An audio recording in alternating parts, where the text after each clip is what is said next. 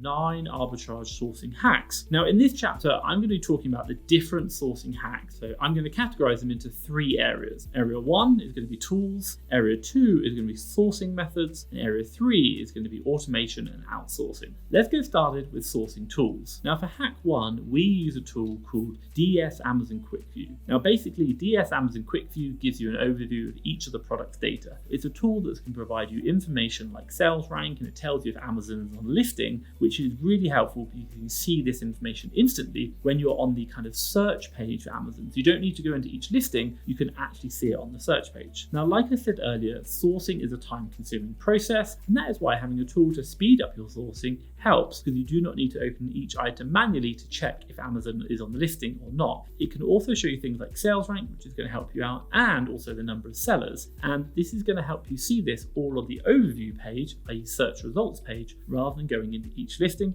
hence saving you time. Second sourcing hack is installing Keeper and having the graph overlay set up. Now, before I demonstrate what this is and how to do it, I'll give you a brief background on what Keeper is. Basically, Keeper is a Chrome extension which provides a graph that shows historical data of a buy box, or should I say, of a product. Now, these will be things like the buy box history, the price history, seasonality of the products, and you can see all this data by using their graphs. Let me jump onto the computer now and show it to you and what I'm exactly meaning. Okay, so here I am into search results. Now, quite simply right now, I've just typed in Lego Advent Calendar.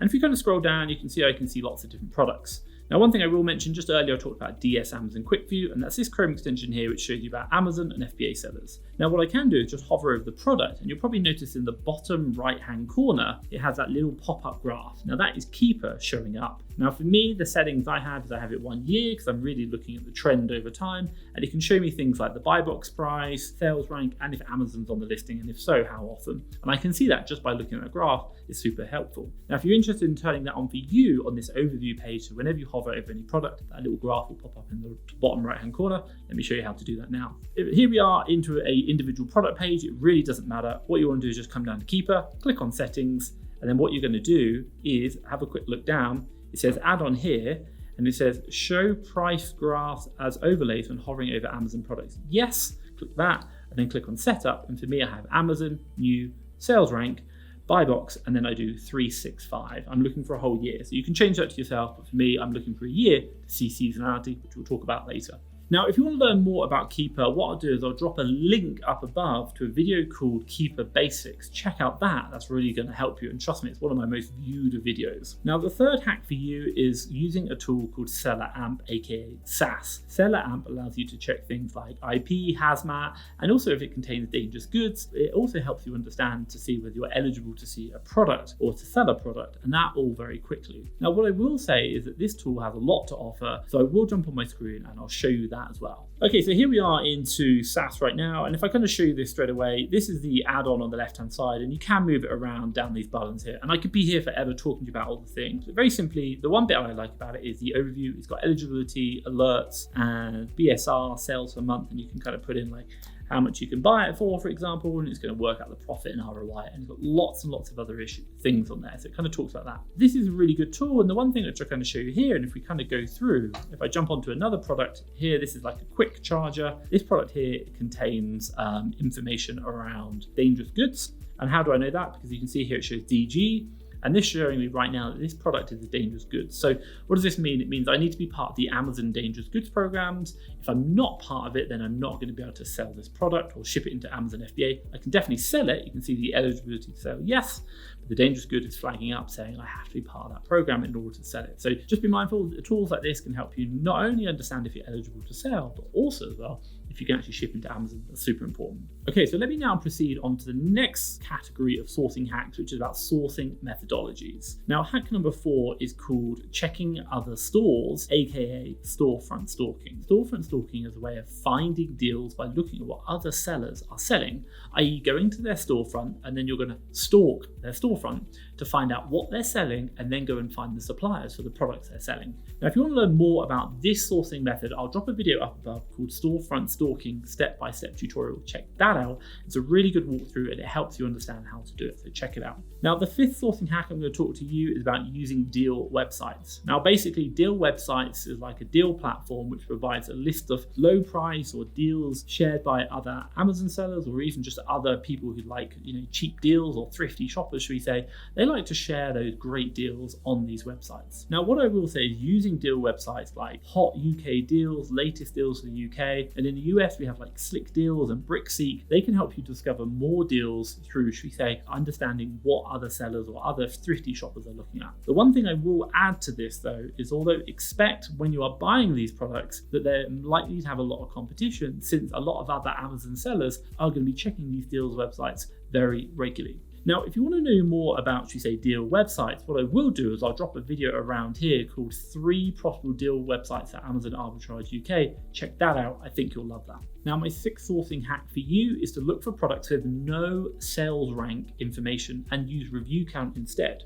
Now, what do I mean by this? Well, quite simply, I'm going to show you a product whereby the product has no sales rank data. And the reason why this happens is because sometimes Amazon doesn't record sales rank data, but what we're going to do instead is look at the review count and work out an estimate of sales. And if that is a product that we think that actually it's selling, then we can go find the supplier. And the net result is that we can now find a product that most other sellers are going to skip because they can't see the sales rank data. So I'll jump on the screen now and show you this. Okay, so right here, we just logged on right now, looking at this Oppo VOOC cable USA to USB-C 1 meter. Now this product, is not selling for much, so it might not be the exact product you want to do, but I can show a very good example of what we're looking for. So if we were to scroll down and just have a quick look at the keeper chart, the one thing you're probably going to note is it doesn't have any sales rank. There is no green line, no sales rank. 99% of Amazon sellers are going to be looking for that sales rank, and they're using that to help them understand how it's selling. If you look at SaaS here, it says estimated sales unknown.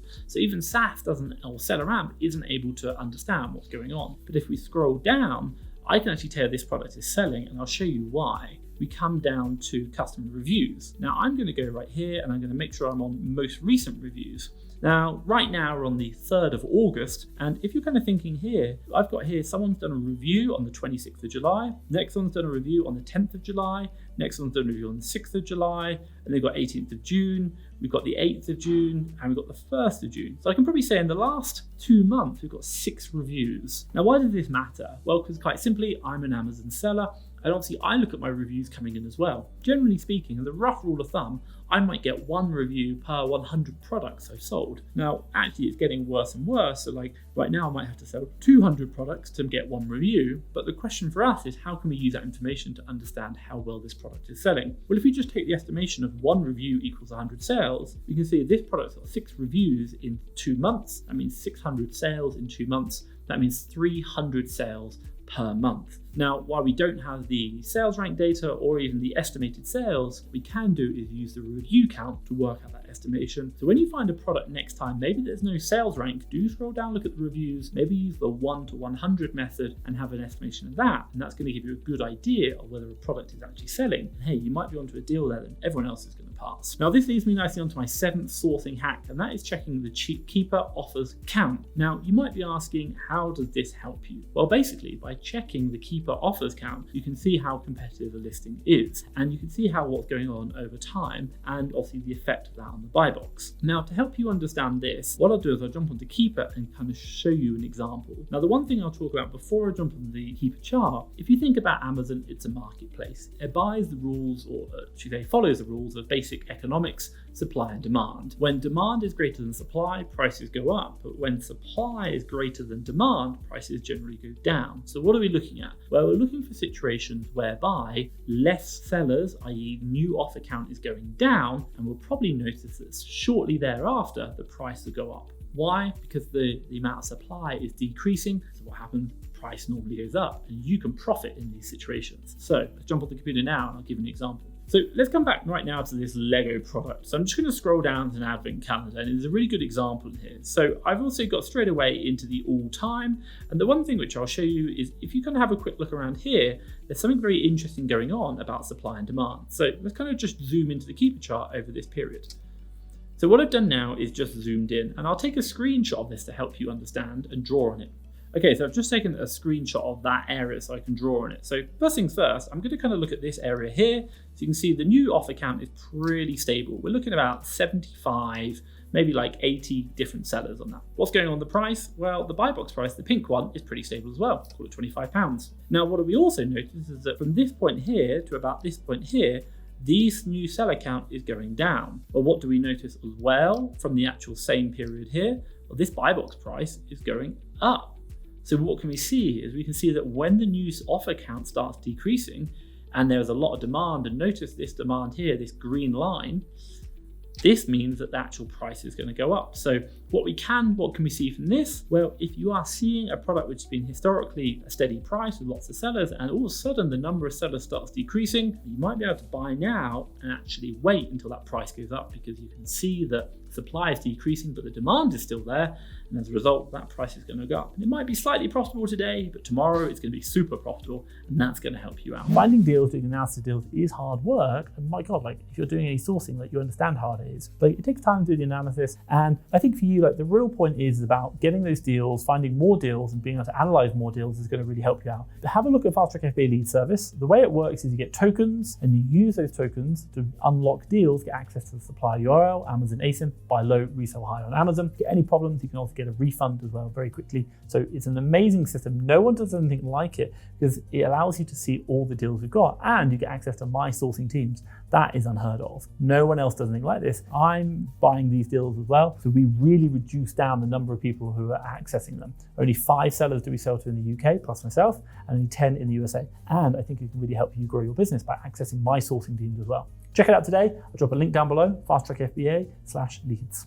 Right, we've just gone through, should we say, sourcing hacks in relation to the tools and sourcing methodology to share with you some sourcing hacks, which is about automating and outsourcing your business. For sourcing hack number 8, we have deal lists or leads lists. Basically, this is a subscription-based resource that provides you with multiple profitable arbitrage deals. You can decide for yourself if you want to buy in order to resell on Amazon. Now, what I will say is that, should we say, I really recommend deals lists for anyone who's just getting started, or she's at the beginning of their Amazon journey. Why? As an Amazon seller just getting started, you're going to be overwhelmed by the amount of products you've got to buy, all the worries and everything else you've got ahead. Now, by having deals lists or leads lists, you're going to have an idea of which items can be profitable to sell. And quite simply, this is going to save you a lot of time. Number one, finding deals, but also 2, finding out what types of deals you might be quite interested in. Do check out FastTrackFBA leads. I'll drop a link down below. We have leads on there that you can pick and choose that's going to help you grow your Amazon business. Now, the 9th and the final sourcing hack for you is outsourcing your business. Now, what do I mean by this? Well, basically, I'm not saying the whole business, but I mean for sellers who have built their business to a certain area, who can afford to outsource various tasks from the business, you might want to think about getting a virtual assistant, a VA, to help you scale your Amazon business. Now, an Amazon virtual assistant or VA, they're going to work remotely, should we say, on an area of your business and provide help for you.